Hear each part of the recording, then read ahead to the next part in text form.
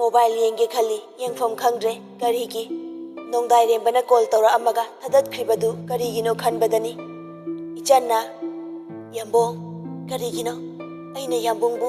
असुक यामना मिकुप खुदिंग निंगसिंगलिबसिबो यंबोंगना अइबु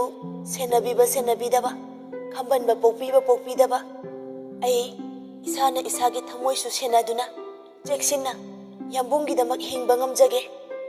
नाकंदा मोबाइल दु थमलगा तुमथकी मैट्रिक परीक्षा थानबा अमदी होसेम परीक्षा थानबा होनबदा महैरोइसि मसा फरा हाइगे वाबा मतमनी मोनगा कोका हेक ताइनबगा तुम्बा मतमनी इचनसु इसीसीना तुमली अमुबी पारी नावबसु लोइना तुमथानबा मतम ओइरमे अदुबु मपुकनिंग नुंसिबना ngawraba nongdairembadadi कनागी तुम्बा चंगबनो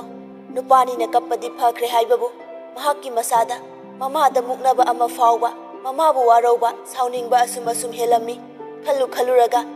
मोबाइल पाइखट्लगा पुंग येंगलुबदा पुंग 12 खरा हेले नोंदाइरेंबा करी वखलदनो खंगदे इचंदा जनरल मेसेज अमा थाजिल्ली नोंदाइना तुमबो नंगबो टेक्स हलक्ट्रे इचन तुमलमलनी हाइबा खंगना मसादु साउनिंगबा पोगलाई नोंदाइना अया मेसेज का हलक्तेने असुमना अमुक थाजिल्ली अदुबु तुमलबनिना इचंदी लाइबा मेसेज तु खंगबा नते नोंदाइरेंबा मरम चादना फ्रंग साउनिंगबा पोगलाई अहुम सुबो ओइना मेसेज अमगा इरगा थाजिल्ली नोंदाइना मसे तादेने आई साउरौरा नंग हा फै ताद्रबनिना आई लान हौरागे को अंगाउ मचिंग हाइगलई नोंदाइरेंबा ngasiदी अहिंगनी इचन तुमलमलनी खंथदना इचंदा कॉल तौसिलई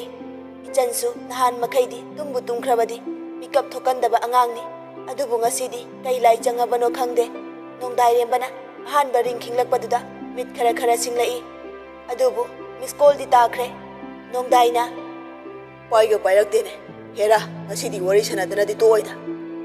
अकनबा मिदा ताइनबा ngamdraga असोनबा मिदा ताइनै हाइबगी फिवमनी तौरिबसी मखोइदो प्रोग्रो हेक जागना अमुहना कॉल तौसिली इचन्ना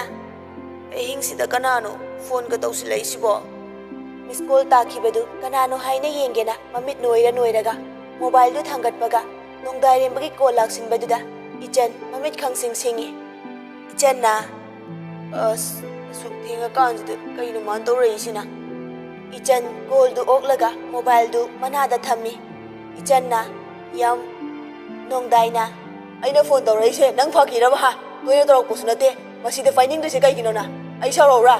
अइना अंगांगनि लांजसनु खलगा थादोकपसिदा नंग आइबु सिथावइद्रेने इचन्ना अदुइ नतिए मखा ताबगा नंगदे नोंदाइरेंबा मचिंदु खपथरई नतबा हाइदि कइनो हा अदुइ नते काइना नंग हौजिक लागा फुदौरा नंग हा इचन्ना अमता नोंदाइना नंग आइना लाक्सिनदे सेनादे खमनबगी इयोंग इतोते काइना आइना नंगसे नुसिदे खलिराबा मदुगादि खन्नो इचंदी नोंदाइरेंबना इसौ तौरइबसी साउनिंगबदी हाइरुरनु हराउबना लोइरबनी तुमिना मचिन खुमलगा नोंदाइरेंबा ताहनदबी नोकचै नोंदाइना अइना ngang नंग ताद्रिरमो इचन मचिन खुमलंबदु थादोकलगा नोकपदु सत हंजिनजरगा तहा खुमजै इचन्ना ताये नोंदाइना तारा केमता खुमक्ट्रिसना कै हाइबा हा इचन्ना ए नोंदाइना ए हाइदि कै इचन्ना यंबुंगना अइना खुमबगी मतम सुपीदना नोंदाइना काइदा पीद्रिबा इचन्ना यंबुंगबु हौजिकिदो अइना वा खुमबगी मतम पीब्रोबा नोंदाइरेंबा कन्ना साउगतलंबदु खंफा फखिबदौना इचन्ना वा ngang खुदिंग यंबुंग तपसिदा मथमोय पुंगिंग इंगबगुम खंजै इचन्ना यंबुंग नोंदाइरेंबगी कोक्सी मता अमनी कौबा ताबा नुंगाई नुंसी हाइना इचन्ना कौरिबदु तुमिन्ना तारगा लैथोई इचनसु खुमक्तबदुदा मोबाइल दु मनादगी थांदोकलगा कखरब्रा हाइना येंगजै इचन्ना ए कइनो केम हाइखिद्रिसिबा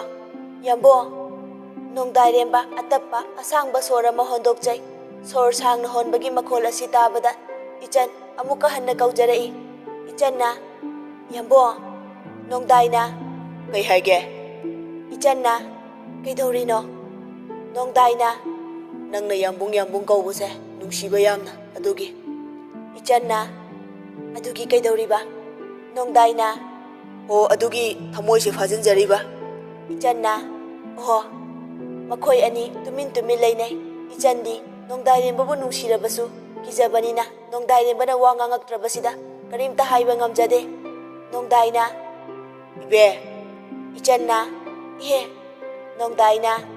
ibe ichanna aingondaro yambo nongdaina ibe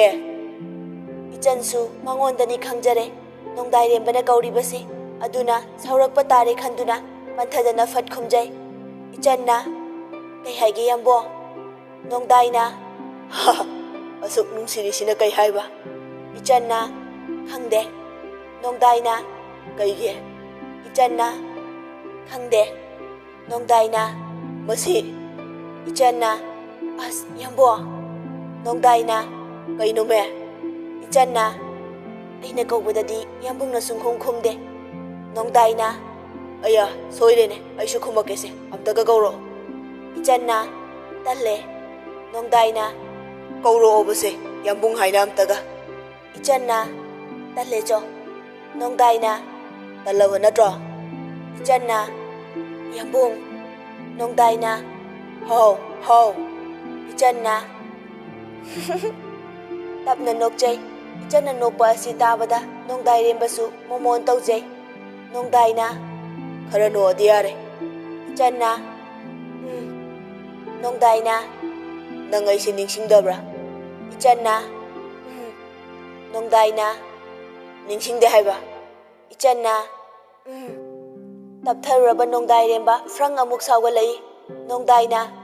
adudi nang aise kari oina khaliba fai hayengdagi aina kaidorake yeng ichanna kaidhaudoiba nongdaina usitriba haidro nangida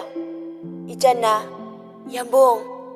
sitharaga chingduna kaurakpani nongdairemba misum anidu araibida sukchilaga nongdaina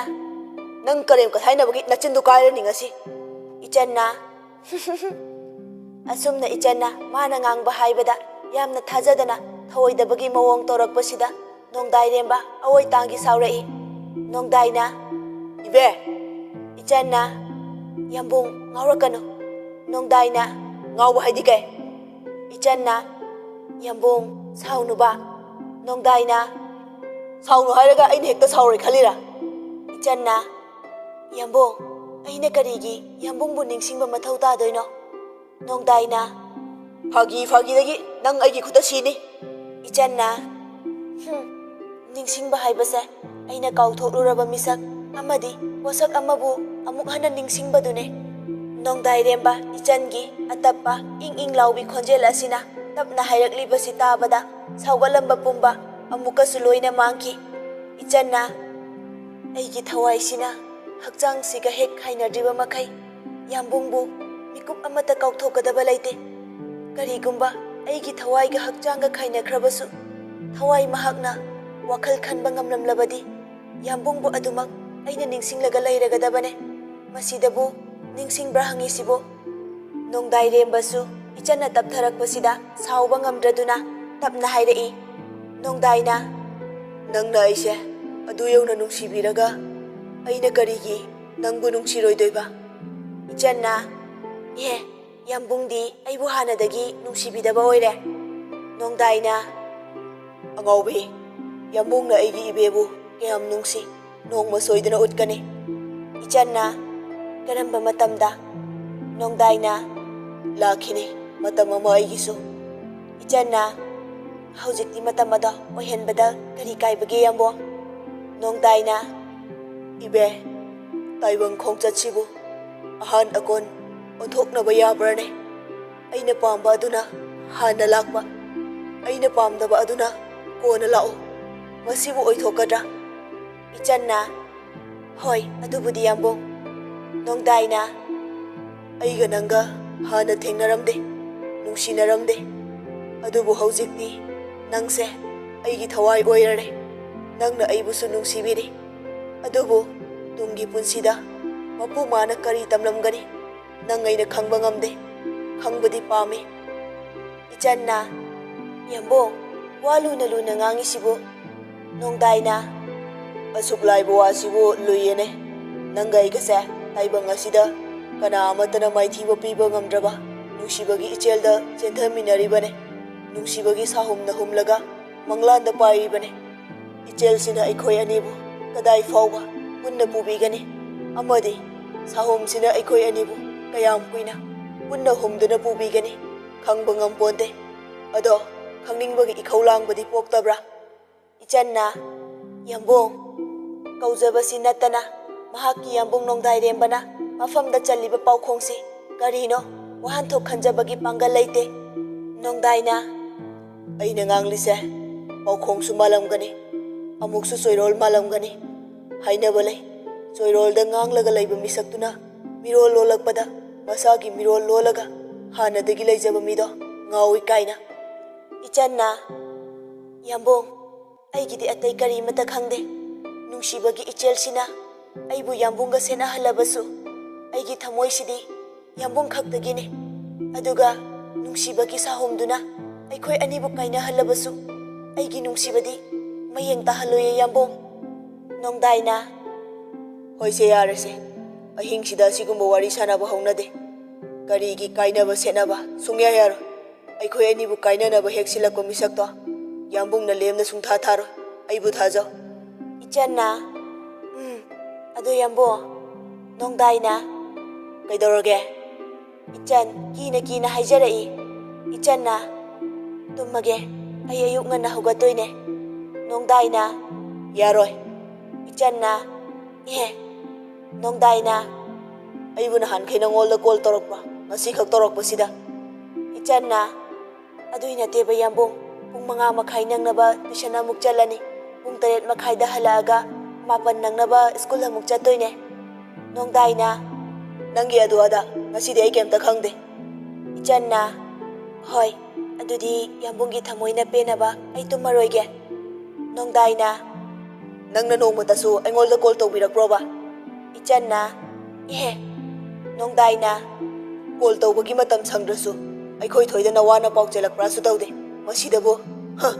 नंगना school tuition चलिनेना array खे केसिलगा नसक इनुंग नुंगसिखै नोक नोक्तना पाइखै थौरनी Honda एक्टिवादमा अइगी थमोइसे लैताना नुंगाइना लेरमगनी काइना खलिरबा ngasi nongdairemba इचनदा ओइनाबो ओइना महाकी मपुंगनिंगदा खंजबसिंगदु हाइदोरई इचनसु नोकमी तौरगा तुमिन्ना तारी नongdairembadi लेपा कौबा नाइदे नongdaina अइना नंग नुंसिरसु नंगबो अतोबा मिना येंगहन्निंगद्रबसु अइगिनेना नमाइना मिट खुंजलगा थंबदे यादे नंगना मरोल अमा इचन्ना अइना मरोल अमा कैदौरबा नongdaina मंगाउ थीरिनेना अमुक तोइबा लांगबदुगा इचन्ना लांगनु हाइरोबा यंबो नongdaina अइ मदुदी हाइदे नंगोंदा इचन्ना अदुगा कै नongdaina नुंसीबगी पंगांगांगलिनि कैना इचन्ना वा लोहिरेदना इचन्ना नोकपसिनी नongdairembana ख्वाइदगी नुंसीजबा तुमिन्ना मथुम मरांग हौरक्लिबा मथमोइबु फाजिनजदुना लैजै पुंग 2 हेलाअबनी मखोय अनि वारी सानारइबसी नongdairembana तुमिन्ना लैखिबसिदा इचनदी तपना उइथखिबना तुमथख्रे नongdairembasु चप मानै अवाबा पुंबा इचनगा वारी सानाबदगी काउथोक्तुना तुमथजखि पुंग 3 तारकपदा नावबा मिकअप थोरई नावबना ए इचन हगोरबा मखोल तादेने कौरसु अइखोय तासोंना तुंबा थुगायना चप्पल अमुक लंगसिलकनी फोन तौसिलगा लोइरे नावबा इचनदा कॉल तौसिली अदुबु अतोपगी कॉल पाइरगा लेरंबसिदा नावबना इहे फुक हौगलगा इचनगी कादा तपना चंगलकलगा कांखल हाइदोई इचन इसीसीना तुमजरमी नावबना तपना इचनगी मोबाइल दु लौथोकलगा येंगी यंबोंग थाबा नंबर अमा कॉल पाइरंबदुदा नावबा इचनदा अमुक येंगी अदुगा मागी मिस कॉल लैबदु कक्थलगा मोबाइल दु हानगी मफमदा अमुक थमी नावबना इचन इचनना नावबना हौगलोने ट्यूशन थेंगे इचन ममित खंगसिंगसिंगई नावबना माबु हौदोरकपगी नते इचन मित सिंगलक्लिबसी नावबसु खंगलिबनी अदुबु खंगसिनदबनी नावबना थेंगे हौगलो इचनना औ नावबना नमिसिंगो मीनंगाइना हनगनो नावबा करिसु हाइरमदबी चटकी इचनसु मसादु इफिंगफिंगना मोबाइल पाइखलुबदा नongdairemba कॉल का अमदे इचन्ना उस ꯈꯪꯕ ꯐꯥꯎꯗꯤ ꯈꯪꯈꯤꯗ꯭ꯔꯦ ꯑꯩ ꯁꯤꯔꯝꯅꯤꯗ ꯐꯃꯨꯡꯗꯒꯤ ꯐꯟ ꯆꯣꯡꯊꯔꯒ ꯀꯥꯡꯈꯜ ꯍꯥꯏꯒꯠꯂꯝꯂꯒ ꯆꯦꯟꯊꯣꯔꯛꯂꯒ ꯃꯈꯣꯡ ꯃꯈꯨꯠ ꯆꯥꯝꯊꯣꯛꯑꯒ ꯃꯐꯤ ꯇꯟꯁꯦꯠ ꯁꯦꯠꯂꯒ ꯃꯣꯕꯥꯏꯜꯗꯨ ꯌꯦꯡꯉꯤ ꯏꯆꯟꯅ ꯌꯥꯝꯕꯣꯡ ꯁꯣꯟꯊꯥꯡꯅꯅ ꯀꯧꯕꯅꯤ ꯑꯗꯨꯕꯨ ꯅꯣꯡꯗꯥꯏꯔꯦꯝꯕꯗꯤ ꯅꯥꯈꯣꯛꯂꯒ ꯇꯨꯝꯈꯤꯕ ꯇꯥꯟꯖꯥ ꯑꯣꯏꯕꯅ ꯇꯥꯗ꯭ꯔꯦ ꯏꯆꯟ ꯄꯥꯏꯖꯔꯁꯅꯨ ꯈꯜꯂꯒ ꯃꯣꯕꯥꯏꯜꯗꯨ ꯅꯥꯔꯤꯈꯥꯎꯗ ꯍꯥꯞꯆꯤꯜꯂꯒ ꯆꯦꯟꯊꯣꯔꯛꯏ ꯏꯆꯟꯅ ꯏꯃꯥ ꯑꯩ ꯆꯠꯂꯦ ꯑꯃꯨꯕꯤꯅ ꯉꯥꯏꯈꯣꯅꯦ ꯅꯪꯕꯣ ꯏꯆꯟꯅ ꯉꯥꯏꯔꯤꯌꯦ ꯊꯣꯔꯛꯑꯣ ꯑꯃꯨꯕꯤ ꯃꯁꯝ ꯄꯨꯟꯈꯠꯂꯒ ꯊꯣꯔꯛꯏ ꯏꯆꯟꯅ ꯑꯁ ꯗꯥꯎꯒ ꯌꯥꯗꯧ ꯃꯥꯟꯗꯦ ꯏꯃꯥ ꯑꯃꯨꯕꯤꯅ ꯃꯁꯤ ꯑꯉꯥꯡꯁꯦ ꯑꯃꯨꯕꯤꯅ ꯏꯆꯟꯕꯨ ꯃꯈꯨꯠ ꯄꯥꯏꯗꯨꯅ ꯃꯌꯥꯅ ꯆꯤꯛꯏ ꯏꯆꯟꯅ ꯗꯥꯎ ꯌꯥꯔꯅꯤ ꯃꯆꯤꯟ ꯁꯦꯡꯗꯕꯁꯤꯅ ꯆꯤꯛꯑꯕꯅꯤ나 ꯃꯅꯝꯗꯤ ꯅꯝꯕꯤꯔꯅꯨ ꯏꯆꯟ ꯒꯥꯔꯤ ꯃꯆꯥꯗꯨ ꯄꯥꯏꯒꯩ ꯊꯧꯈꯤ ꯑꯃꯨꯕꯤꯅ ꯇꯞꯅ ꯊꯧꯅꯦ ꯃꯁꯤꯕꯨ ꯑꯩꯕꯨ ꯃꯥꯅ ꯍꯦꯛ ꯒꯥꯔꯤꯁꯤ ꯄꯨꯔꯒ ꯊꯣꯛꯈꯤꯕꯗ ꯃꯥꯅ ꯍꯦꯛ ꯍꯟꯖꯜꯂꯛꯇ꯭ꯔꯤꯕ ꯃꯈꯩꯅꯦ ꯅꯦꯅꯥ ꯇꯥꯅ ꯂꯩꯐꯝ ꯆꯥꯐꯝ ꯈꯪꯂꯣꯏꯗꯣꯏꯅꯤ ꯑꯃꯨꯕꯤ ꯃꯊ꯭ꯋꯥꯏ ꯋꯥꯖꯅ ꯃꯥꯡꯒꯣꯜꯗ ꯂꯦꯞꯄꯒ ꯌꯦꯡꯖꯍꯧꯏ ꯇꯨꯏꯁꯟ ꯃꯐꯝꯗ ꯏꯆꯟ ꯉꯁꯤꯗꯤ ꯋꯥꯁꯨ ꯉꯥꯡꯗꯕꯤ ꯀꯥꯆꯤꯟꯗ ꯐꯝꯂꯒ ꯎꯏꯔꯒ ꯂꯩ ꯁꯅꯥꯊꯣꯏꯅ ꯏꯆꯟ ꯀꯩꯅꯣ ꯅꯪ ꯇꯧꯏꯗꯨꯕꯣ ꯏꯆꯟꯅ ꯂꯥꯡꯒꯅꯨ ꯁꯅꯥꯊꯣꯏꯅ ꯏꯆꯟꯅ ꯇꯨꯏꯁꯟ ꯂꯣꯏꯕꯒꯤ ꯑꯣꯖꯥ ꯊꯣꯛꯈ꯭ರೆ ꯇꯨꯏꯁꯟ ꯌꯥꯎꯕ ꯃꯍꯩꯔꯣꯏꯁꯤꯡꯁꯨ ꯂꯣꯏꯅ ꯊꯣꯛꯈ꯭रे ꯅꯨꯡꯁꯤꯅ ꯀꯩꯗꯧꯔꯖꯥꯅꯣ ꯉꯁꯤ ꯆꯟꯊꯣꯏ ꯂꯥꯛꯇ꯭ꯔꯤꯁꯤꯕꯣ ꯁꯅꯥꯊꯣꯏꯅ ꯅꯪ ꯍꯧꯔꯛꯇ꯭ꯔꯣ ꯅꯨꯡꯁꯤꯅ ꯍꯣ ꯉꯁꯤꯗꯣ ꯃꯥꯒꯤ ꯒꯥꯔꯤ ꯄꯨꯊꯣꯛꯄ ꯄꯥꯂꯤ ꯇꯥꯕꯁꯤꯗ ꯉꯥꯏꯔꯨꯕ ꯊꯦꯡꯉꯐꯥꯎ ꯂꯥꯛꯇ꯭ꯔꯦ ꯑꯩꯅ ꯂꯥꯛꯏꯗꯣ ꯇꯨꯏꯁꯟ ꯍꯧꯔꯕ ꯅꯠꯇ꯭ꯔꯣ ꯁꯅꯥꯊꯣꯏꯁꯨ ꯅꯨꯡꯁꯤꯒꯤ ꯋꯥꯁꯤꯗ ꯃꯈꯥ ꯇꯥꯗ꯭ꯔꯦ ꯁꯅꯥꯊꯣꯏꯅ ꯏꯆꯟ ꯍꯧꯒꯠꯂꯣ ꯑꯍꯤꯡ ꯍꯨꯔꯥꯟꯕ ꯆꯠꯄ꯭ꯔꯣꯅ ꯏꯆꯟ ꯋꯥꯗꯤ ꯉꯥꯡꯗꯦ ꯁꯅꯥꯊꯣꯏꯒꯤ ꯂꯨꯈꯝꯗ ꯈꯨꯄꯥꯛꯅ ꯊꯥꯔꯛꯏ ꯁꯅꯥꯊꯣꯏꯅ ꯑꯌꯥ ꯅꯋꯥ ꯅꯤꯡꯁꯤꯡꯉꯛꯏꯔꯣ ꯏꯆꯟꯅ ꯄꯦꯠ ꯉꯥꯡꯅꯨ ꯌꯥꯝꯕꯨꯡ ꯀꯣꯜ ꯄꯥꯏꯔꯤ ꯃꯈꯣꯜ ꯁꯣꯟꯊꯥꯡꯅꯔꯒ ꯍꯥꯏꯔꯛꯏ ꯁꯅꯥꯊꯣꯏ ꯑꯃꯗꯤ ꯅꯨꯡꯁꯤꯗꯨ ꯃꯃꯤꯠ ꯂꯥꯎꯊꯣꯛꯂꯒ ꯌꯦꯡꯉꯛꯏ ꯏꯆꯟꯅ ꯆꯠꯁꯤꯂꯥꯎ ꯃꯥꯡ ꯊꯥꯔꯒ ꯎꯏꯔꯨꯝ ꯍꯀꯥꯝ ꯋꯥ ꯆꯜꯂꯒ ꯃꯥꯡ ꯊꯥꯔꯒ ꯆꯠꯈꯤ ꯁꯅꯥꯊꯣꯏꯒ ꯅꯨꯡꯁꯤꯒꯗꯤ ꯉꯛꯅ ꯏꯆꯟꯒꯤ ꯇꯨꯡ ꯑꯗꯨꯝ ꯏꯅꯩ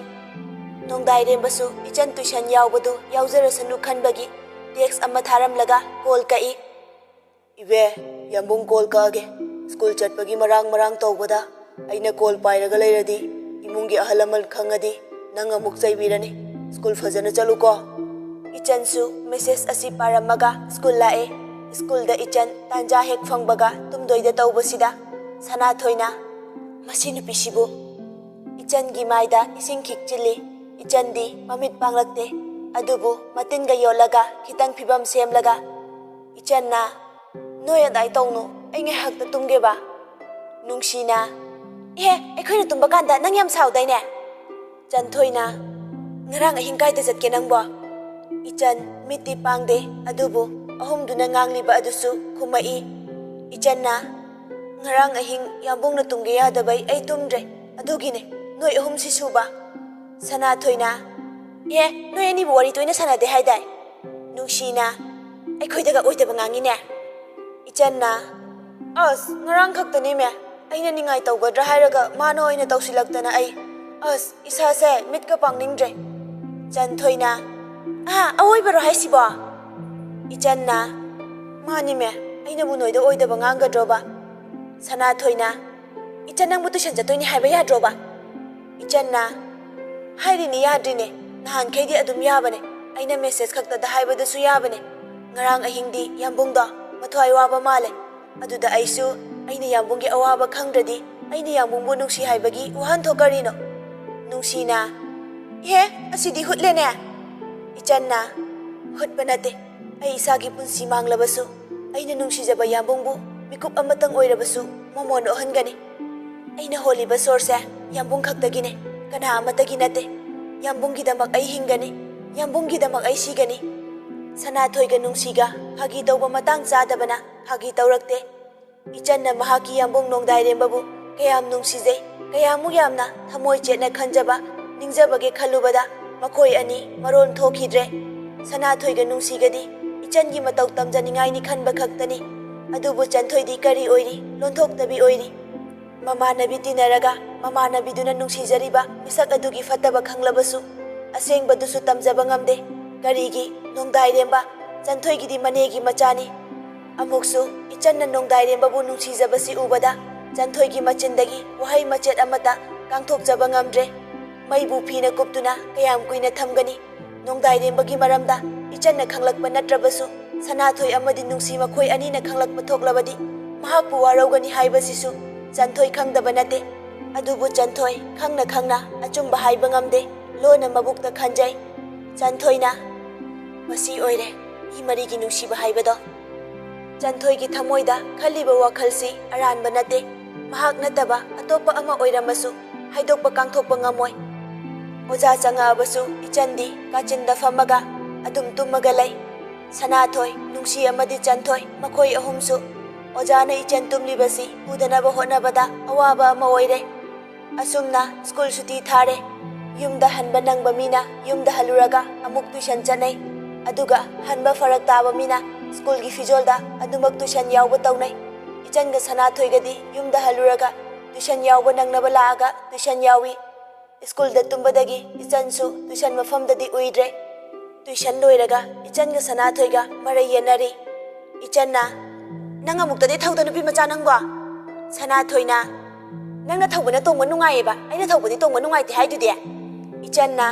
ꯅꯨꯡꯉꯥꯏ ꯅꯪꯅ ꯊꯧꯕꯃꯨꯛ ꯇꯣꯡꯕ ꯅꯨꯡꯉꯥꯏꯕ ꯂꯩꯇꯦ ꯏꯕꯦꯝꯃ ꯁꯅꯥꯊꯣꯏꯅ ꯀꯣꯛ ꯑꯗꯨꯝ ꯋꯥ ꯉꯥꯡꯅꯗꯕꯤ ꯊꯧꯔꯣꯕ ꯅꯪꯅ ꯊꯧꯗꯧꯕ ꯑꯗꯨꯝ ꯂꯩꯔꯁꯤꯗ ꯆꯒꯠ ꯆꯒꯠ ꯋꯥ ꯉꯥꯡꯅꯔꯤꯁꯤꯕꯨ ꯀꯩꯒꯤꯅꯣꯕ